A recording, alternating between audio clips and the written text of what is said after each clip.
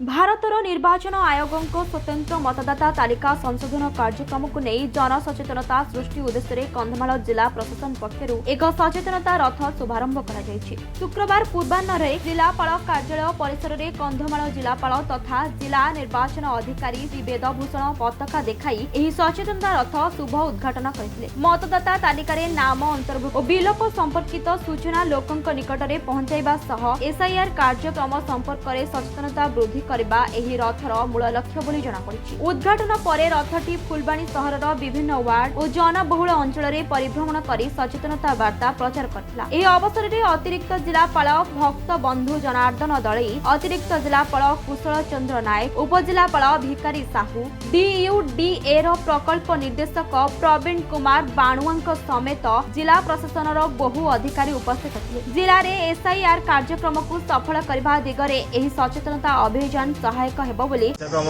2026 आरंभ होईछि। एसआईआर 2026 आरंभ होईछि। एथिरे आपणक समस्त घर को घर जाइकी दुईटी लेखाई इनुमरेशन फॉर्म आपणकर बूथ स्तरीय जो बीएलओ थिबे, बूथ लेवल अधिकारी थिबे, से माने जाइकी बांटिबे। आपणकर सठिक तथ्य सेथिरे निर्भुल भावे सेथिरे फिलअप करिकि आपणक निजर बीएलओ माध्यम रे तांको देई परिबे।